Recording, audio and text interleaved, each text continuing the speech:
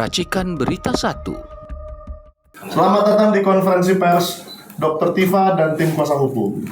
Di sebelah saya ada Ibu Dr. Tifa sendiri yang kemarin baru selesai pra-peradilan pertama. Apakah akan ada pra-peradilan kedua? Kita dengar nanti. Dan di sana ada Pak Alkatiri sebagai koordinator tim kuasa hukum. Boleh Pak diperkenalkan timnya? Biar saya nggak salah ngomong. Iya, sebelah kanan saya ini Miss Aini, doktor Aini. Kemudian sebelah kiri saya Dr. Lutfi Hakim, Muhammad Lutfi Hakim lengkapnya. Kemudian yang tengah sudah diperkenalkan, saya tidak perkenalkan lagi. Yang sebelah kirinya Dr. Tifa adalah Pak Adnan Latif.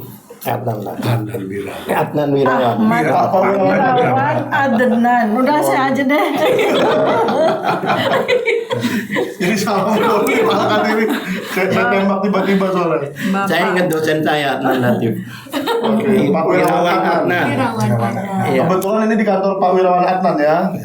Jadi hari ini kita akan menanyakan kepada tim kuasa hukum dan Ibu Tifa sendiri, kira-kira bagaimana pendapatnya mengenai putusan hakim kemarin, apakah sudah dipelajari lagi dan apakah itu menjadi dasar pra-peradilan kedua atau menjadi dasar masuk pokok perkara.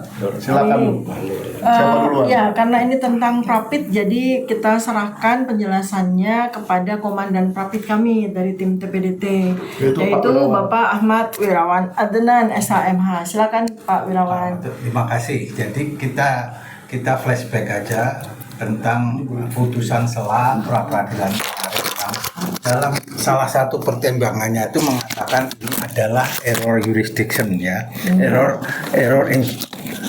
Error jurisdiction itu artinya ini seharusnya disampaikan pada forum eksepsi di pokok perkara, atau yang dikatakannya dalam pertimbangannya itu ada di forum perlawanan pokok perkara terhadap surat dakwaan, tapi kok disampaikannya di pra peradilan. Intinya ingin mengatakan ini sebetulnya materi eksepsi pokok perkara, ini bukan materi pra peradilan. Cuman tidak juga dipertimbangkan lebih lanjut, mengatakan dalam pertimbangan eksepsinya menerima eksepsinya penuntut umum atau termohon, dan mengatakan baru kali ini saya mendengar juga bahwa permohonan ada pra peradilannya digugurkan karena error in jurisdiction gitu, karena kira-kira gitu seingat saya.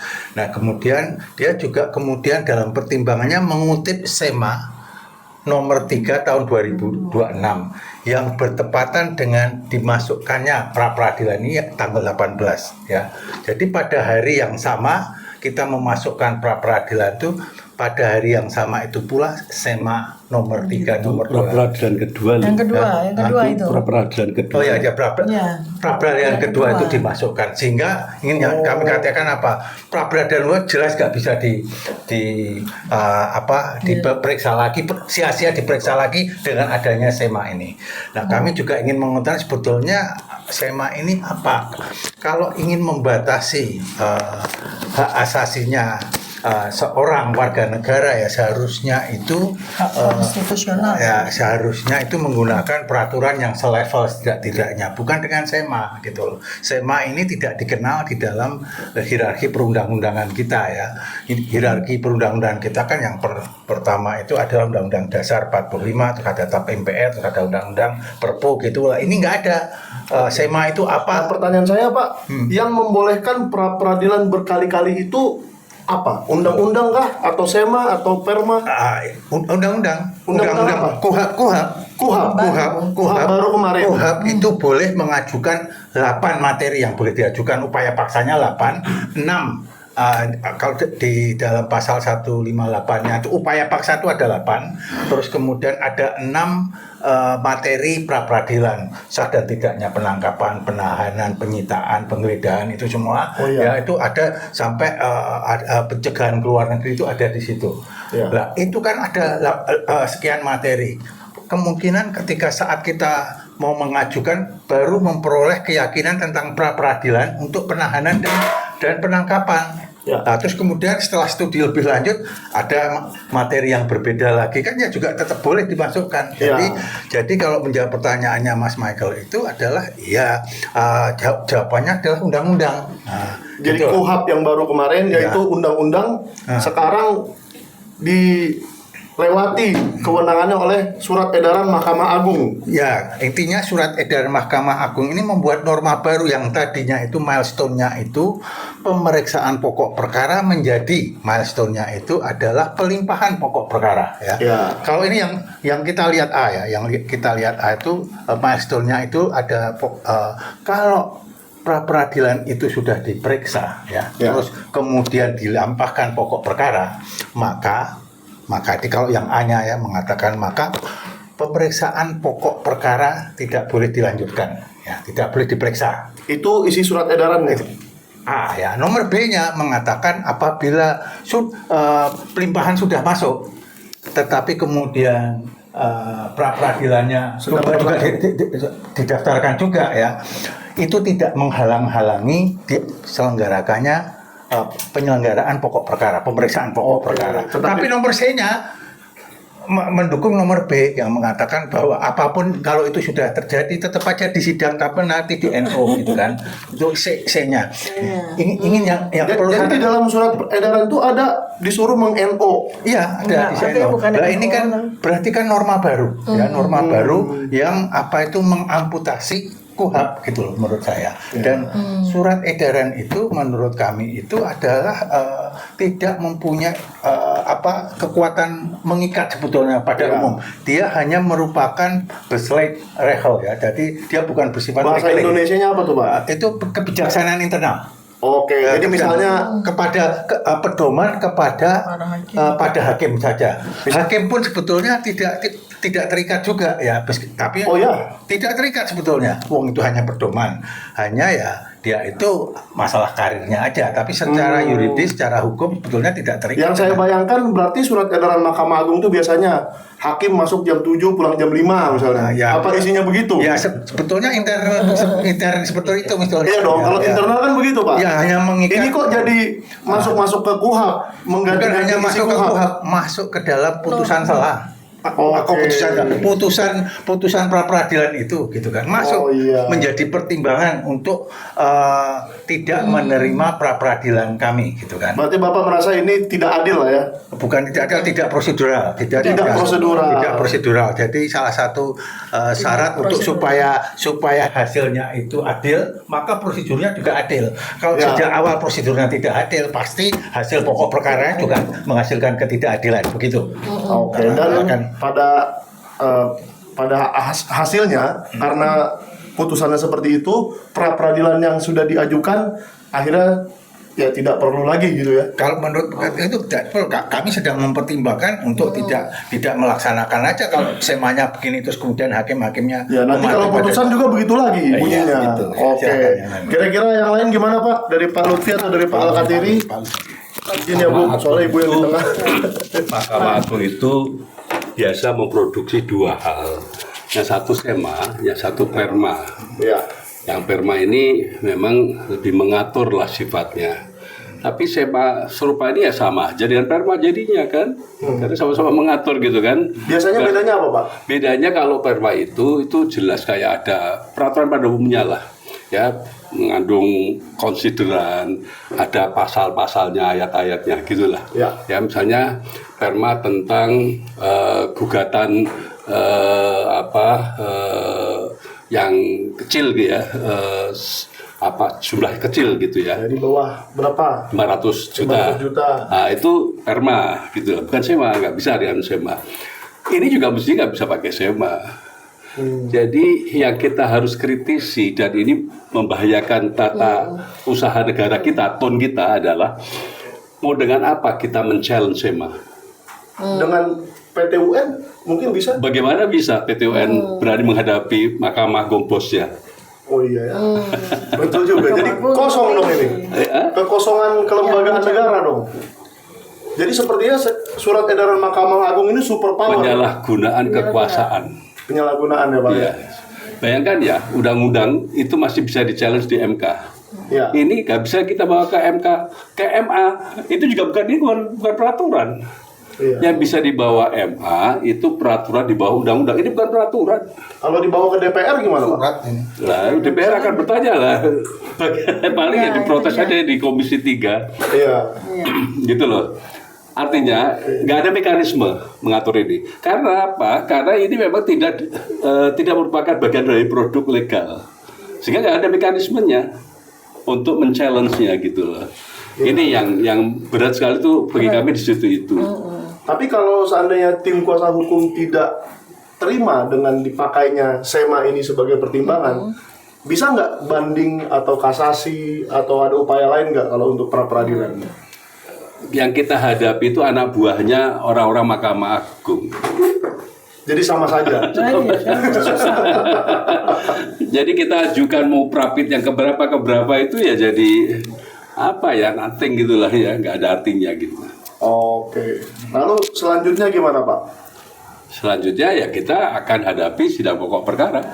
Akan menghadapi sidang pokok perkara yang seperti kemarin di Jakarta Timur ya, Pengadilan Negeri Ya, Jakarta lanjutan Timur. itu. Oke. Gimana Pak Al-Qadiri, lanjutkan biar panas Ya. nih. Kalau Pak Al-Qadiri kan selalu panas. Gimana Pak? Saya lagi demam. Kemarin Panas lagi demam. memang lagi demam ya. Dalam arti yang sebenarnya.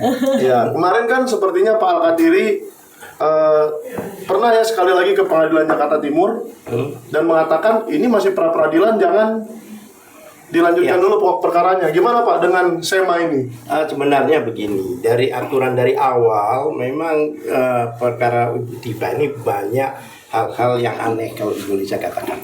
Kalau lebih ekstrim lagi banyak pelanggaran yang dilakukan oleh aparat hukum, baik dari kepolisian, dari kejaksaan, sekarang masuk ke pengadilan pun ada problem seperti itu juga. Yang jelas, ya kan, kemarin itu kan aturannya kami sendiri, bahkan lawyernya Jokowi sendiri itu baru sehari kemarin dulu itu baru tahu ada SEMA itu gitu. Itu pun dari TV waktu dialog ditunjukkan sama TV, kami baru tahu, kami juga kaget, ya kan? Bagaimana sebenarnya SEMA itu surat edaran, kebayang nggak? Surat edaran bisa menganulir undang-undang, ini keren nggak?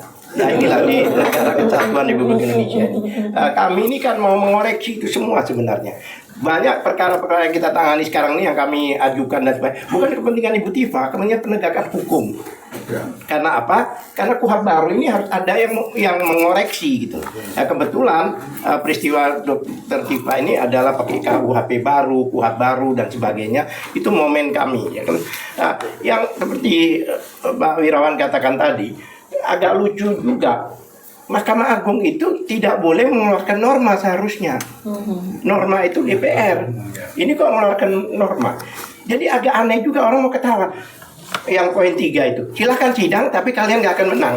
Kan aneh Coba kata-kata Pak, itu. kalau untuk orang awam kira-kira apanya sih yang disebut norma di situ? Norma Membedakan aturan, norma dengan buat aturan, ya kan? Padahal itu kan aturan untuk berdampak pada kita. Seharusnya aturan itu kan untuk struktur mereka sendiri, tapi ini berdampak pada perkara kita. Faktanya apa? Ini digunakan dalam petitum dalam amar putusan kemarin. Amar putusan itu diantaranya itu yang dirujuk. Jadi maksudnya SEMA itu kalau teknis-teknis saja boleh ya? Iya. Misalkan hari Minggu libur. Nah, ya Itu. seperti itulah mungkin. Sekarang bayangkan di undang-undang itu ada hierarkis. Ada undang-undang dasar, ada undang-undang dan SEMA itu mulai paling bawah. Kok bisa SEMA menganulir undang-undang? Bahkan tidak ada. Ya kan? Sama dengan batal demi hukum, tidak ada gitu loh. Ya kan? Nah, SEMA itu kan di paling bawah. Nah, ini dipakai pada waktu sidang itu SEMA ini belum lahir. Begitu putusan tiba-tiba ada SEMA, digunakan SEMA itu. Kami akan memaklumi kalau SEMA itu digunakan untuk peristiwa ke depan. Ya. Tidak berlaku surut. Ini kan soalnya berlaku surut. Jadi kemarin ini yang dikoreksi itu bukan materi kita, bukan, tapi dua hal yang dikatakan bahwa itu dakwaan sudah masuk alasannya. Kedua lagi itu tadi dengan SEMA itu jika dakwaan sudah masuk. Karena pra peradilan ini Bapak ajukan kapan Pak? Tanggal 30 yang pertama Juli ya, 30 Juli. 30 Juli. Iya. Itu perlu soal tanggal ini ya. Jadi ada dua informasi yang berbeda dan itu menjadi dasar dari keputusan. Boleh ke tengah Bu? Ya. Ya, karena pertama, ini harus kita klarifikasi. Kita mengajukan Prapit pertama itu 30 Juli 2026. Ya. Secara elektronik. Ya. Secara elektronik menggunakan e-court yang disediakan oleh kejaksaan. Pengadilan, ya kan? Kemudian tanggal 3 Agustus hari Senin itu kita memasukkan fisiknya, manualnya. Nah, yang digunakan sebagai dasar sidang itu yang tanggal 3 Agustus. Nah, pertanyaan saya sebagai warga negara, lalu apa artinya negara memberikan fasilitas elektronik kalau yang digunakan adalah manual? Ini biaya loh yang dibebankan oleh APBN loh ya. Artinya kalau memang yang digunakan manual ya sudah, fasilitas elektronik itu ditiadakan saja, menghemat saja, melakukan penghematan saja gitu. Dan sama sekali tidak pernah disebut-sebut bahwa kami mengajukan itu tanggal 30 Juli ya. Satu. Kemudian sidang Prapit dikabulkan berjalan mulai tanggal 12 Agustus 2026. Ketika SEMA itu belum lahir. SEMA itu lahir tanggal 18 Agustus 2026. Pada saat tanggal yang sama ketika kita mengajukan Prapit kita yang kedua. Artinya kalau Prapit kita yang kedua kemudian SEMA itu dipakai sebagai dasar, ya walaupun tidak sesuai dengan tata aturan yang ada, ya sudahlah. Tapi tidak bisa dong berlaku surut untuk pengajuan Prapit kita yang tanggal 3 Agustus. Boleh tahu atau siapa yang ingat kesimpulan dimasukkan tanggal berapa? Kesimpulan apa? Kesimpulan peradilan. Kesimpulan peradilan itu hari Jumat tuh. Hari Jumat. Ya, hari Jumat. Sebelum atau sesudah? Sebelum SEMA juga ya? Sebelum hari kemerdekaan. SEMA lahir itu 1 hari setelah hari kemerdekaan. Tanggal 17 Agustus kita upacara, tanggal 18 Agustus 2026 SEMA itu lahir. Sementara kita simpulan itu hari Rabu, ya kan? Jadi jauh sebelum SEMA itu lahir. Mestinya ya tidak dipakai dong. Kok bisa berarti kan Ibu harusnya agak komplain ya bahwa untuk memberikan kesimpulan itu kan upaya terakhir dari tim kita. Masalahnya komplainnya kemana? Peradilan sendiri itu kan sudah komplain. Iya, kita komplain. Prapit itu kita komplain terhadap amar putusan yang seakan-akan menjadi tidak ada kan. Ini kan amar putusan 127 halaman nih. Putusan Jaktim ya? Iya, yang kita pertahankan pada Prapit. Ini aja diabaikan kok. Gitu loh. Jadi sekarang kalau kita mau komplain kemana? Orang Mahkamah Agung itu sudah di atasnya tuh Tuhan Yang Maha Esa gitu loh. Oh itu juga ya. Tuhan Yang Maha Kuasa. Karena putusannya Tuhan Maha Esa ya. Iya, peraturan Mahkamah Agung aja mengikat presiden kok gitu. Jadi di atas Mahkamah Agung presiden pun nggak bisa intervensi ya. Iya, presiden, DPR. Jadi Mahkamah Agung sudah mengambil fungsi legislatif sebagai fungsi yudikatif dan sudah mengambil fungsi legislatif. Nggak bisa. Dengan produk yang namanya surat edaran. Masa surat edaran? Undang-undang level undang-undang itu dikalahkan dengan surat edaran. Nah, gini Mas Michael ya, di dalam peraturan perundang ada yang disebut perundang-undang yang sifatnya organik dan non organik. Organik itu yang begini, yang dia itu diterbitkan atas perintah peraturan perundangan yang lebih tinggi. Misalnya kemudian diatur lebih lanjut oleh peraturan pemerintah PP lah, itu namanya organik. Terus kemudian kalau perma tadi juga organik apabila dia itu diperintahkan oleh peraturan pemerintah ya, atau oleh diperintahkan, diamanatkan oleh peraturan perpres, peraturan presiden gitu. Namanya organik. Lah SEMA ini bukan organik dan bukan inorganik. Non-organik juga bukan apa-apa. Jadi apa dia? Spesiesnya apa spesiesnya? Tidak punya spesies di SEMA ini gitu. Gitu. Jadi kalau menurut Pak Wirawan sendiri sepanjang karir hukumnya Pak Wirawan, ini sebenarnya inisiatif siapa sih? Ya inisiasi aku punya Jokowi untuk mengengineer, mengarsitekin terbitnya itu. Terbitnya SEMA itu. Nampaknya ada dugaan intervensi. Intervensi ya. Ya, tapi dari sisi ini siapa yang mengintervensi? Karena kan gini, sebetulnya ini membuka babak baru ya. Membuka babak baru.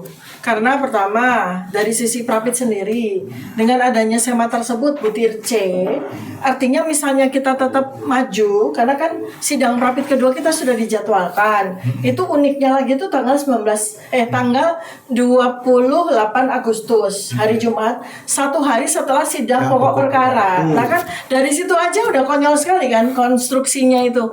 Kita sudah disiapkan untuk sidang pokok perkara, tapi Prapit kita, sidang prapit kedua kita juga dijadwalkan.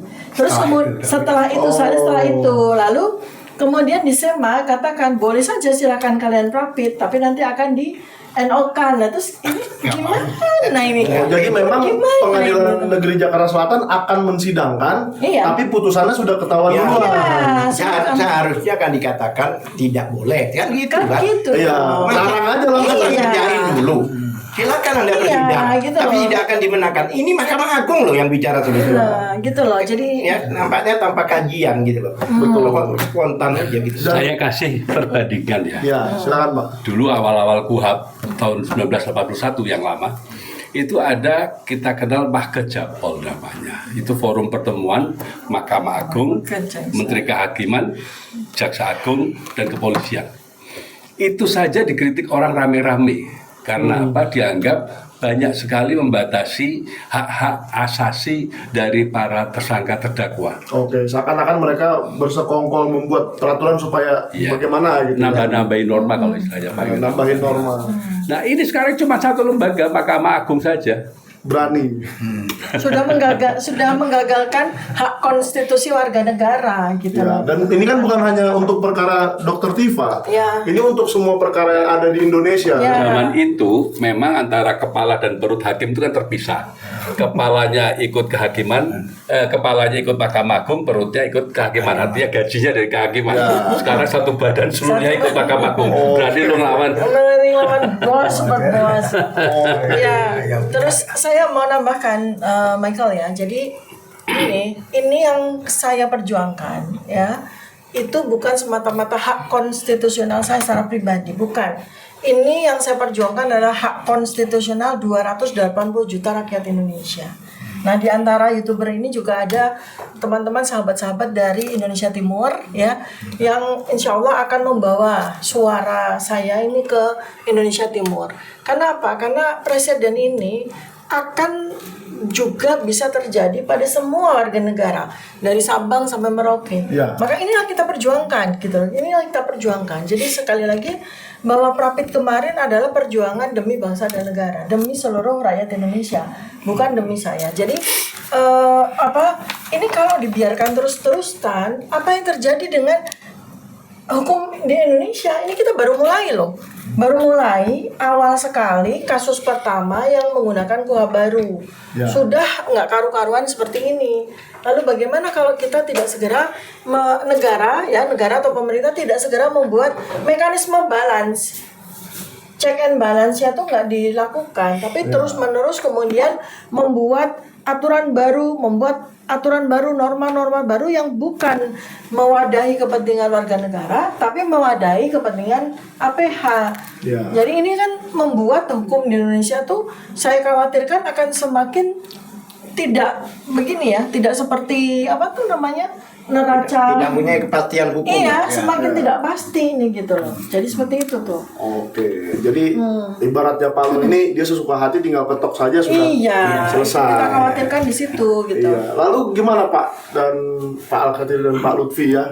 Soalnya Pak Gunawan jauh sendiri di sini, aturan duduknya di sono tadi. Karena di sini dudukan tempat duduk yang mau nanya. Jadi Pak Al-Katiri setelah sudah mungkin nggak ada harapan lah ya untuk pra-peradilan kedua karena kemungkinan sama. Ada perubahan strategi nggak untuk ke pokok perkara? Perubahan strategi. Ya kita kan lihat dakwaan mereka kan seperti apa. Ya. Gitu. Dan Nah, dakwaan yang baru sudah ada ya? ya nampaknya sudah ada. Ya kan saya belum baca cuma. Tapi nampaknya sepintas saya lihat itu mirip-mirip aja gitu loh. Hanya redaksional dan sebagainya yang dimasalahkan gitu. Ya kita akan ajukan perlawanan untuk ini. Ya kan? Masalah untuk yang Prapit yang kedua ini masih kami pertimbangkan. Ya, harus apa yang kami lakukan ya karena mungkin harus kita hadir juga dalam persidangan itu. Kita juga harus memberikan pembelajaran terhadap hakim di sana, jaksa di sana, ya kan bahwa ada sesuatu yang seperti inilah maka kita cabut gitu loh. Not because of us tapi because of them. Ya. Itu masalahnya itu. Not because of us but because of them. Ya, gara-gara kalian judul lagu itu. Iya bagus. Kalau judul lagu because of you. Ya. Because of you. Untuk menambahkan saya mau ke Ya, sini. jadi Oke.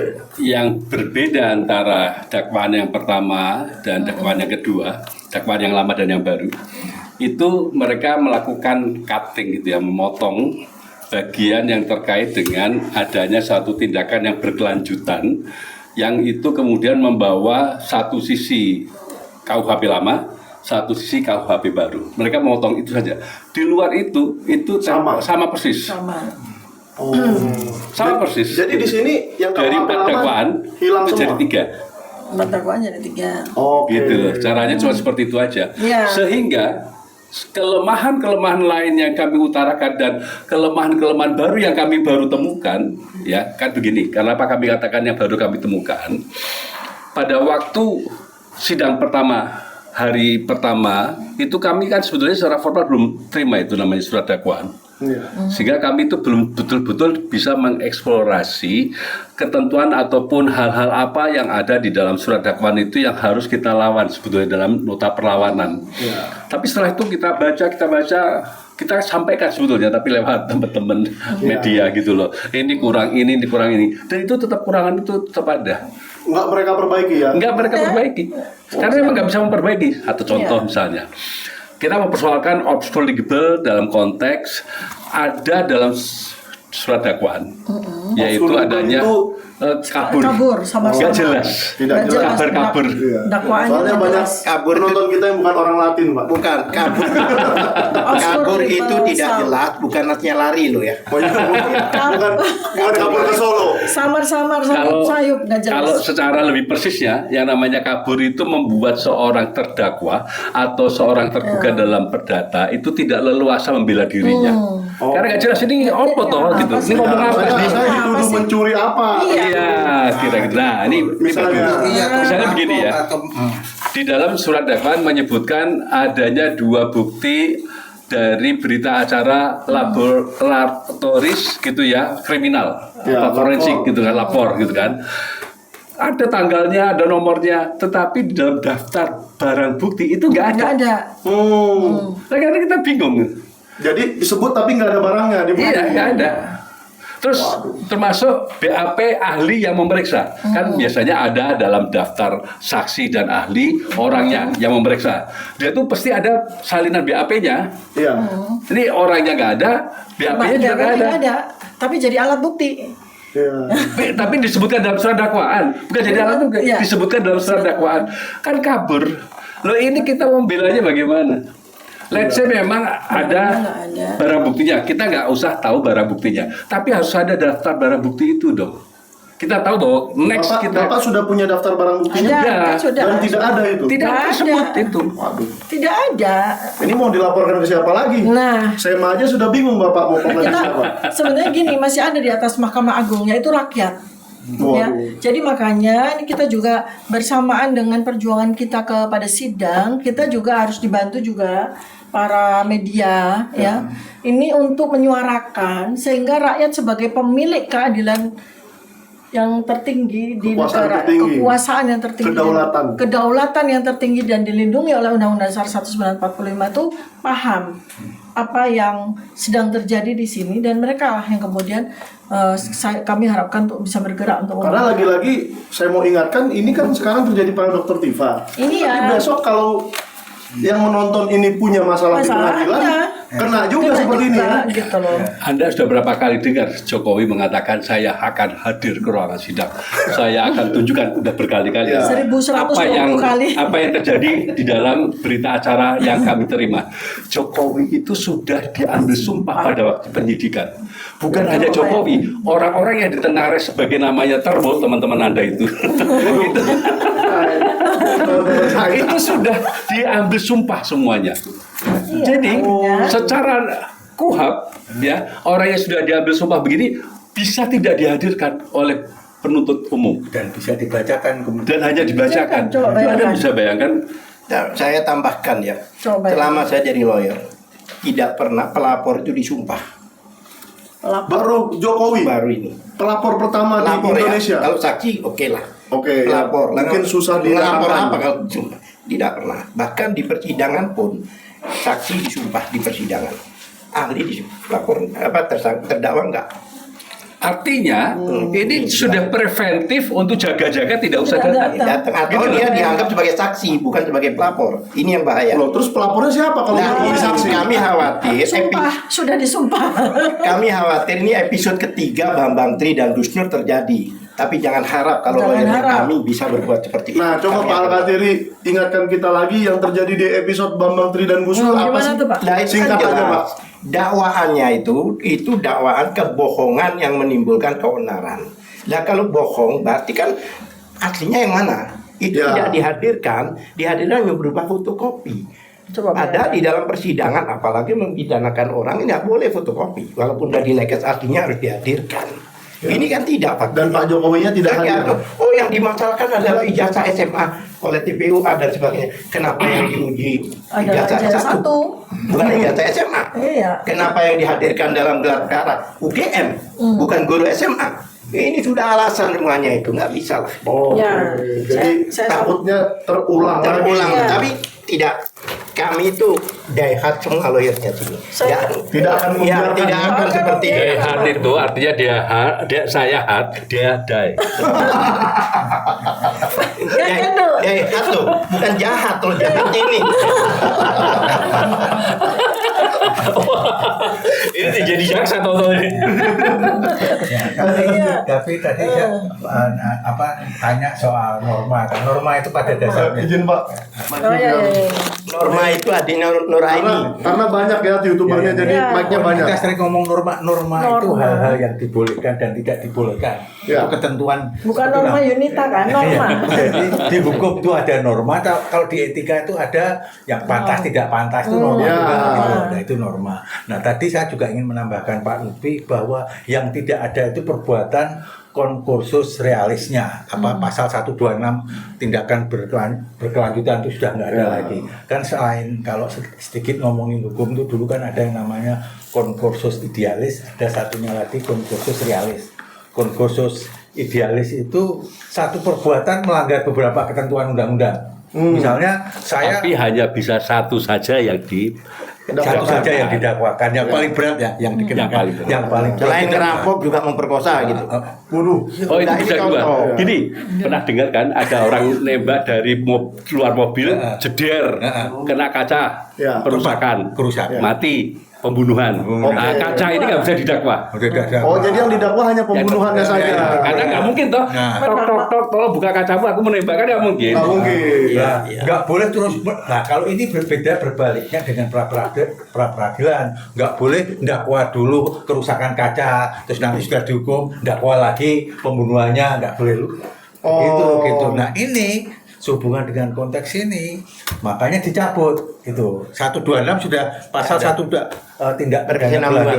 itu nggak dicabut Nggak ada lagi. tidak ada lagi ya, karena itu dia mau berusaha mengenakan yang terberat kan, dakwaan yang terberat. Jadi dari segi itu kami agak relief, agak merasa lega karena sudah nggak ada lagi uraian pidana berlanjut atau konkursus Itu di realis, KUHP kan. baru, KUHP baru. Atau berulang. Di ya. dakwaan. Di dakwaan, Oh, di dakwaan. Kalau Oh, karena 4 dakwaan itu yang keempat sudah hilang ya. Itu yang ya. itu yang Ini- Kalau pasalnya masih sama, cuma dakwaannya menjadi berkurang. berkurang dakwaannya. Pelan-pelan Mike, soalnya gini ini Iya, benar-benar kita kuliah bersama-sama. Iya, saya juga kuliah nih, masa kuliah dulu. Kasus kita ini rumit sekali. Betul. Dan dibawa lebih rumit lagi. Sebenarnya sih Bu, Dengan- kasus ini sederhana. Mereka aja yang bikin rumit. Nah, kasusnya bukan sederhana, kasusnya rumit. Ya. Kasusnya rumit.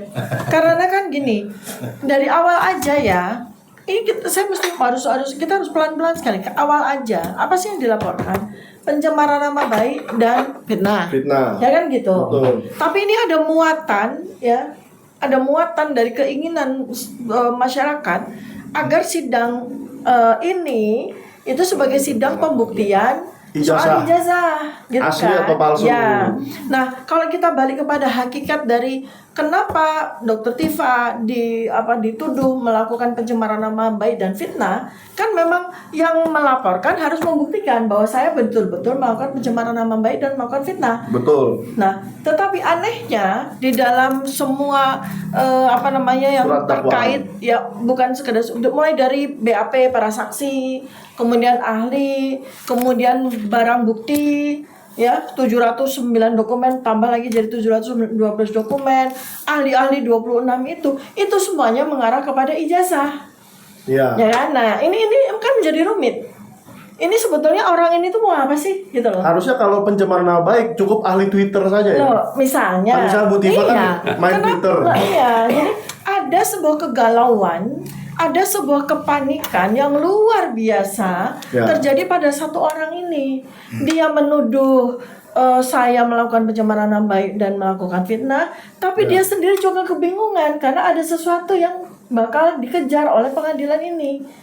Yaitu bukti apa saya melakukan pencemaran nama baik dan fitnah. Ini di sini aja udah rumit loh. Iya kan? Yang lucu adalah bahwa pada semua berkas yang kami terima nggak ada tuh, katakanlah begini, atau sedikit sekali alat bukti ya atau barang bukti atau apapun ya istilah hukum yang merujuk kepada bahwa saya mencemarkan nama baik. Saya melakukan fitnah, itu sedikit sekali. Yang 1,5 meter BAP itu dan barang bukti yang ratusan itu sibuk dengan persoalan ijazah. Nah kan jadi rumit. Ini jelas yang punya kepentingan siapa coba kan gitu. Kan itu kan menarik. Iya ya. Berarti Jokowi kalau yang saya baca kepingin membuktikan ijazahnya apa?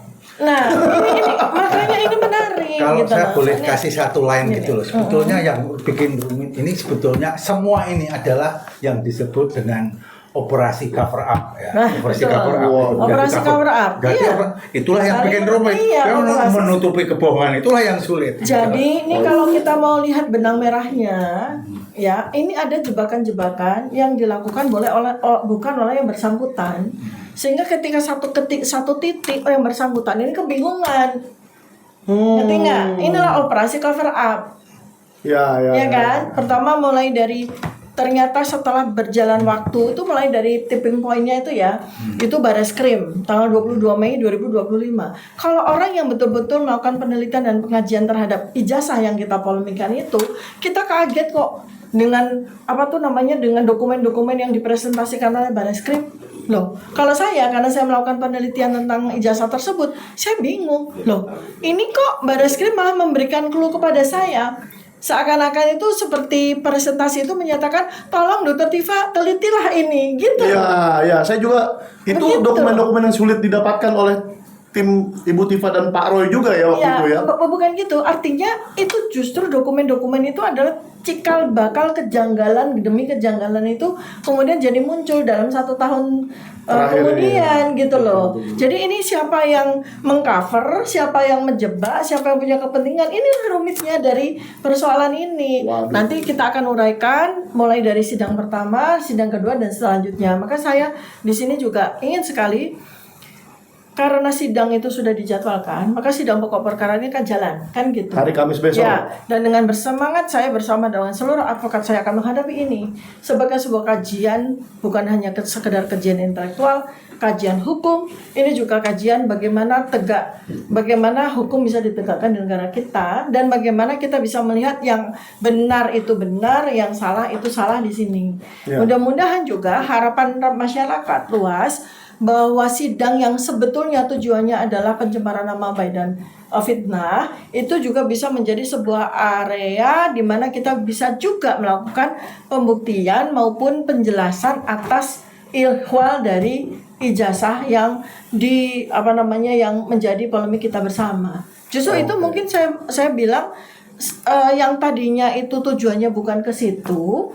Justru sekarang ada sebuah jendela yang besar ya, yang kemarin coba ditutupi malah terbuka, sehingga akhirnya harapan masyarakat akan munculnya bukti-bukti yang mendukung ke arah penelitian yang saya lakukan itu bisa menjadi ada wadahnya. Nah, jadi ini menarik sekali gitu loh. Ini menarik sekali. Jadi boleh dijelaskan sedikit Pak Lutfi, kira-kira alur persidangan nanti akan gimana? Apa mau ada eksepsi lagi? Kalau sudah seperti ini, putusan sela dan diulang lagi dakwaannya, sidang pertama itu membahas apa?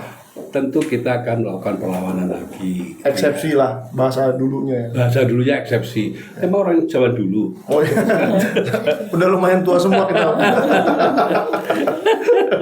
Ya, tetapi memang akan berbeda perlakuan persidangan. Kalau yang kemarin itu perlawanan kita diputus pada putusan awal gitu ya, atau namanya putusan sela, nanti itu akan diputus di putusan akhir. Nah, ini menarik nih. Artinya apa? Proses persidangan akan tetap berjalan walaupun tadi perlawanan sudah masuk dan mungkin juga jaksa diberi kesempatan untuk memberikan jawaban begitu kan, tapi nggak ada putusan sela. Oke, nanti akan ada di putusan akhir. Ya, itu seperti halnya kalau kita mengajukan eksepsi dalam gugatan perdata. Ya. Acap kali dilakukan di akhir. Di akhir. Kecuali untuk kompetensi absolut. Ya. Baik. Nah, sekarang mari kita melihat terus dakwaan awal dengan dakwaan terbaru itu posisinya seperti apa gitu ya. Dakwaan awal itu kan 434 ya primernya, kemudian subsidiarnya 433 ya. Itu kan antara fitnah dan pencemaran nama baik. Ya. Pencemaran nama baik kita sudah tahu MK-nya terhadap pejabat publik itu nggak bisa kena pencemaran nama baik. Kalau yang fitnah berarti kita harus mulai dari omongan kamu tidak benar, faktanya seperti ini, berarti harus dibuktikan ketidakbenaran. Hakim harus memberikan kesempatan kepada terdakwa untuk menyatakan bahwa dia tidak melakukan fitnah. Ya. Hakim juga harus memberikan kesempatan kepada penuntut umum bahwa itu adalah fitnah. Jadi dua-duanya diberi kesempatan. Oke. Nah, kemudian yang berikutnya yaitu yang dakwaan kelompok kedua. Ada primer, ada subsidiar juga ya. Nah, ini hampir sama sebetulnya, tapi kalau yang sekarang dakwaan kedua itu adalah pasal 35 jungto pasal 51. Pasal 35 dan pasal 32 itu kira-kira begini gampangannya. Yang satu merubah, merusak, memanipulasi dan sebagainya, sesuatu yang harusnya tidak otentik menjadi otentik. Kata-kata tidak otentik tambahan saya. Tapi kalau menjadi otentik, seolah-olah otentik berarti kan sebelumnya tidak otentik. Iya. Kan begitu ya logika hukumnya ya. Ya. Nah, ini dia tidak merubah, tidak melakukan, ini tentang perbuatan gitu kan. Ya. Mengubah, itu kan perbuatan. Yang dituduhkan pada Dr. Tifa itu perkataan, bukan perbuatan. Oh, iya. Perkataan pada waktu apa? Talk show. Ya. Terus yang merubah siapa? Loh, kalau mau dikatakan merubah ya teknisi iNews itu. Berarti hebat ya, Dr. Tifa bisa merubah dokumen dengan kata-kata. Itu namanya Harry Potter. Iya, itu namanya dalam pasal tuh overcharge itu namanya. Jadi pasalnya tuh Nggak seharusnya ditempelkan di dipakai situ. untuk dituduh. Gitu. Oke. Nah, yang berikutnya mengubah dan itu ya akta milik orang lain. Lah ini yang sering kami sampaikan toh, ini punya siapa? Punya Sandi atau Jokowi? Ya. Yang mengupload siapa gitu loh. Jadi dari situ saja itu sudah banyak sekali masalahnya. Terasa betul dakwaan ini dakwaan yang dipaksakan. Gitu loh ya, dakwaan yang dipaksakan. Terus apa konsekuensinya? Konsekuensinya kami ini kan kesulitan, ini kan masih obskur kalau seperti ini. Ya. Gitu. Masih Bahkan membingungkan. hakim kemarin setuju itu obskur ya. Untuk obskur setuju, tetapi hanya yang ini kan belum kita katakan waktu itu karena kita terlambat terimanya. Iya. Kan ya udahlah, kita mana yang bisa didahulukan kita sampaikan dahulu dalam perlawanan. Yang ini akan kita masukkan lagi dalam perlawanan kita. Oke. Jadi perlawanannya akan bertambah dengan itu ya. Ya betul. Tapi akan diputus di akhir. Betul, betul. Yang kira-kira Tambahnya. bisa kita prediksikan kapan itu Pak? Ini persidangannya berapa lama? Apakah seperti kopi sianida yang berbulan-bulan? Bisa sekali. Tahunan, Bisa sekali. Bisa tahunan? 3-4 tahun. Waduh, Coba, Pak. gimana Pak Al-Qadiri coba nih Ketidakadilannya mengatakan sidangnya akan 3-4 tahun. Apa aja acaranya Pak? Bukan begitu, kan saksi aja 100 lebih, 148. 150, belum dari kita. Coba dideketin Pak. Nanti nggak kedengeran, maaf. Ya saya agak sakit hati. Iya, agak di panggung. Iya. Pak Al-Qadiri di panggung hari ini. Iya. Lagi sakit, bukan di Serat. panggung, kebanyakan panggung. Iya. Kejatuhan panggung. Jadi begini, bayangkan aja mereka punya ratusan, 150, belum dari kita kan? Belum. Iya kan? Anggap aja satu kali sidang 2 orang atau 1 orang, dikalikan 100-200 gitu dikalikan. Berapa coba? Berapa? 7 hari kan? kali 200 berapa? 1.000 lebih kan itu. 3 tahun kan? Ya kan? Lah kalau 1 tahun kan 360. 360. Berarti berapa tahun? 3 tahun. Minimal. Ya kadang-kadang kita itu hanya 2 saksi, 1 saksi pun biasanya 1 hari kita biasanya loh ya yang kita lakukan. Nah, ini tadi yang diputuskan akhir tadi itu berdampak juga. Tapi peradilan kan Pak, saksi ini cuma boleh 30 menit ya? Oh nggak bisa. Bisa begitu nggak? Itu kan hak.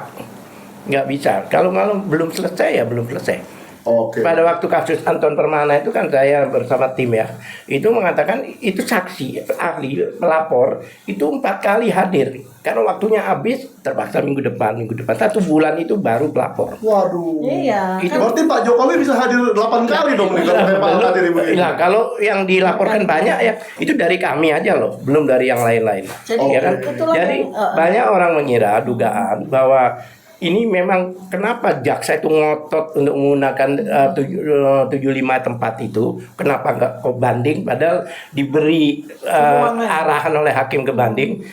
Kami khawatir banyak dugaan ini skoci penyelamatan Jokowi di akhir nanti. Ngerti? Seperti peristiwa Solo. Sidangnya udah bla UGM babak belur, yang diputuskan eksepsinya. Itu nanti kami bisa juga eksepsi kami diterima. Akhirnya tenggelam di telan bumi ini perkara ini.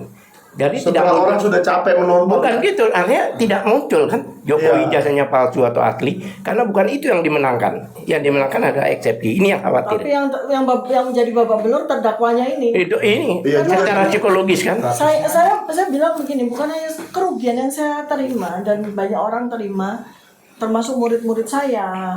Saya menjadi tersangka berbulan-bulan ya, 10 kan mulai dari November sampai dengan bulan Agustus gitu ya, 10 bulan ya.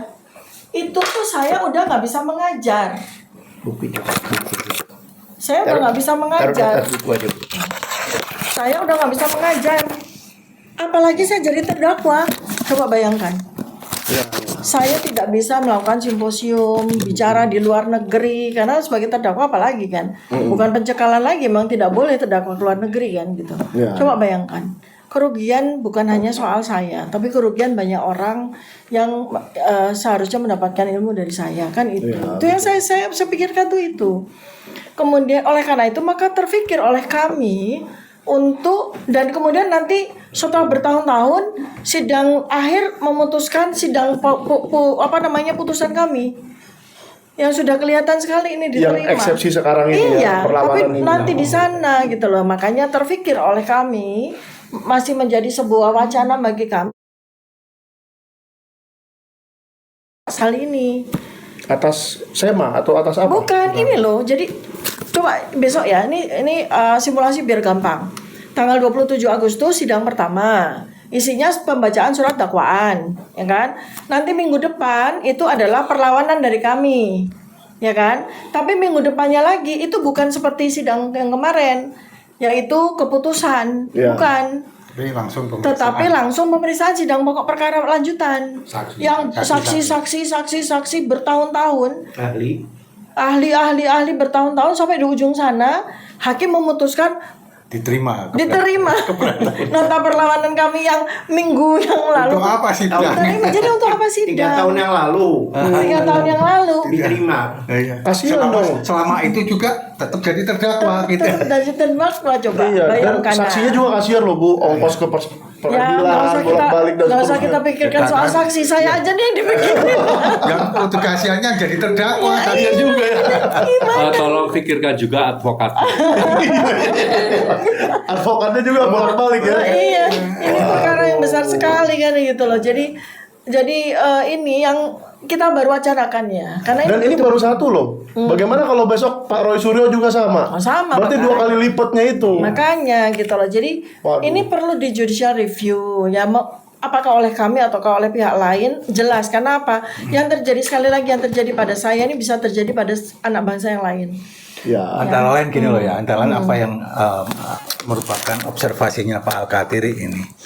Ya, seandainya pra-peradilan kami itu diperiksa, banyak hal yang bisa merupakan apa itu res finding ya, merupakan penemuan hukum baru pasal 75 ayat 4 gitu kan. Itu kan masih ambigu. Apakah penuntut umum itu boleh melakukan perbaikan tanpa adanya pemberian kesempatan oleh hakim ya. Dan juga di situ tidak ada yang namanya batas waktu kapan itu kalau sudah ada di tangan bisa diserahkan kembali ke pengadilan itu kapan? Nggak ada waktunya loh itu.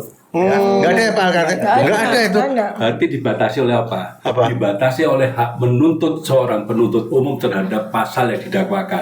Misalnya ini kan ancaman hukumannya misalnya 4 tahun.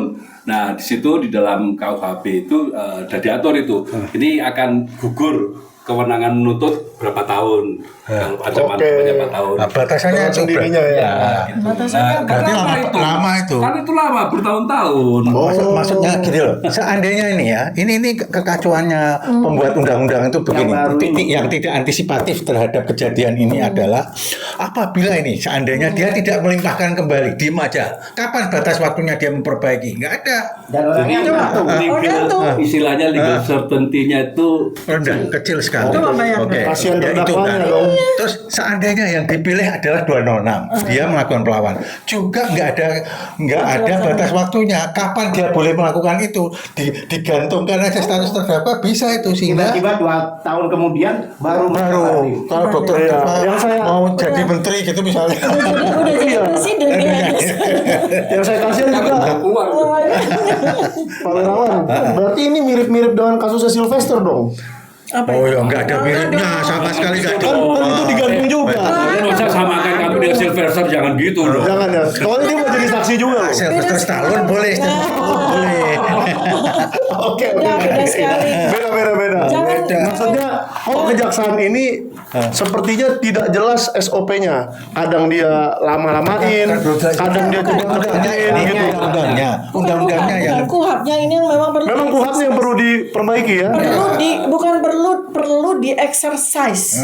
Ini Oke. perlu diuji. seharusnya diujinya di pra-peradilan ini, Iya. tapi hakimnya menolak. Karena tiba-tiba ada SEMA. Kan itu. Iya, tiba-tiba kok ada SEMA, kok menolak menguji pasal yang sedang kita uji gitu ya. Iya. Aprapit kemarin itu kami kaji secara keilmuan hukum ya, secara empirical, artinya berdasarkan pengalaman para ahli hukum semuanya. Ini menang. Iya. Makanya kemarin keputusannya itu kami itu di-NO-kan karena dianggap telat. Ya, memasukkannya baru tanggal 3 Agustus setelah ada relasi kan begitu. Ya. Dan kemudian yang kedua ada SEMA kan gitu. Jadi ini klasik apa itu berpacu dalam waktu, berpacu dalam melodi. Iya. Berpacu Jadi karena dalam waktu. diduluin aja pelimpahan oleh mereka, Iya. kita dikalahkan. Gitu. Jadi materinya, isinya, konten dari rapid kami itu sama sekali tidak disinggung. Karena memang menang, karena memang apa yang kami lakukan itu benar. Apa yang kami mintakan, apa yang kami komplainkan itu benar. Sehingga yang dijadikan sebagai putusan adalah waktu, adalah SEMA, seperti itu loh. Jadi ya itulah exercise yang sama-sama kita lihat bahwa memang keadilan atau hukum atau KUHP baru ini memang harus betul-betul kita uji terus ya. Jadi sekaligus klarifikasi apakah kita akan lakukan langkah-langkah berikutnya di luar sidang pokok perkara. Nomor 1 kita fokus sekali untuk menghadapi sidang pokok perkara ya. Kita sangat fokus di situ.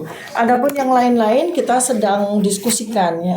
Termasuk bagaimana besok kita prapit untuk yang sudah ada undangan di tanggal 28 Agustus juga ini sedang kita godok apa yang sebaiknya kita lakukan. Memang kita sangat hati-hati, kita sangat cermat untuk melihat semuanya. Maka itulah ya yang ingin kita sajikan terbaik dari kami kepada seluruh masyarakat Indonesia. Tapi ada satu Bu. Nah kalau ini harus Bu Tifa yang jawab.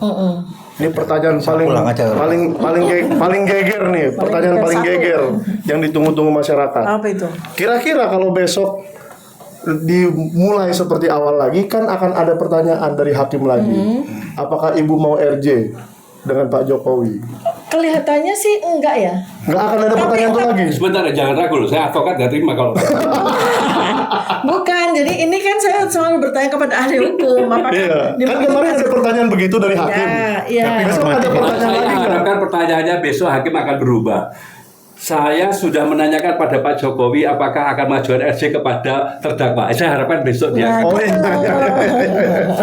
Kalau Jokowi datang ya. Ada pesan nih dari Solo, mau RJ nggak? Iya. Justru pertanyaan yang menggegerkan bukan ditujukan kepada saya. Kan ini ya di daftar saksi ya, daftar saksi itu nomor 1 saksi ya, itu adalah bukan insinyur, saya nggak baca insinyur. IR.H. Joko Widodo. Iya. Karena kita nggak tahu IR-nya bisa saja Irwan. IR.H. Joko Widodo. Berarti beliau yang kita tunggu-tunggu paling pertama untuk hadir. Oke. Nah, ini pertanyaan besar ya. Jadi silakan. Coba Bu, siapa tahu ada nama saya di nomor berapa? Ada nama Oh, ada ya? ada. Oh iya. Banyak sekali nih ya. Bukannya 1A 1B dia 1 sama Jokowi. Kayaknya 94 loh. Kayaknya abis IRH Joko Widodo kayaknya Michael Oh banyak enggak, Sinaga. saya saksi nomor 86. Berarti kemungkinan saya akan dipanggil di minggu ke-86 yaitu Juni tahun depan ya. Jadi tunggu. 86 artinya paham dan dilaksanakan. Oh iya. Oh iya juga ya. Kalau pajaknya sebenarnya dikasih 86. Ya. Sebentar, Oke. sebentar. Ada satu saya perlu sampaikan. Dengan adanya dakwaan kedua ini adalah menepis dugaan orang, kecurigaan orang terhadap bahwa kita ada kerjasama. Kemarin kan dibilang kita berkhianat dan sebagainya. Ya, betul. Ya kan? Buktinya Betul. jaksa adukan lagi. Berarti memang benar-benar kita itu dimenangkan karena kehebatan pembelaan kita. Ya. Bukan karena kita ada kerjasama. Ya. Nah, berarti orang-orang yang di sana mengatakan bahwa kita ini berkhianat atau sengaja untuk menyelamatkan Jokowi berarti tidak benar. Terbukti jaksa melakukan dakwaan yang kedua. Ya, artinya apa dari situ yang bisa kita petik apa? Kita jangan dengarkan kata-kata khianat dari pengkhianat. Nah, jangan dengarkan perkataan khianat dari pengkhianat.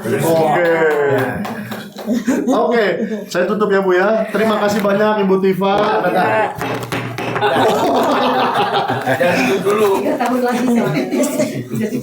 Terima kasih udah itu Pak Janes lewat-lewat aja nih. Ini mau ngomong apa nih? Udah. Biar suruh.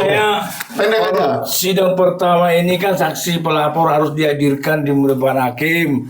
Ya. Hakim akan habislah kau Jokowi, semua 200 saksi yang dibacakan ini kenal si Anu gak? Kenal si ini gak? Kamu kesini gak? Kau gak pelongo kau Jokowi, habis kau di meja di kursi. Oh, oke. Kita tunggu di minggu ketiga ya. Terima kasih Pak Al-Katiri, Pak Lutfi, Pak Wirawan dan Ibu Dr. Tifa. Bu Aini, Dr. Nur Aini. Dr. Nur Aini. Dokter. Bedakan dokter dengan dokter ya. Tapi dokter yang dokter juga. Amin. Jadi, insya Allah.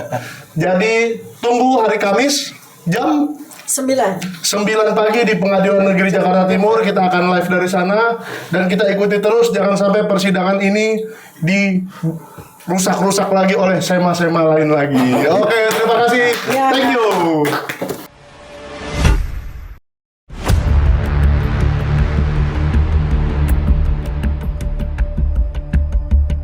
Racikan Berita 1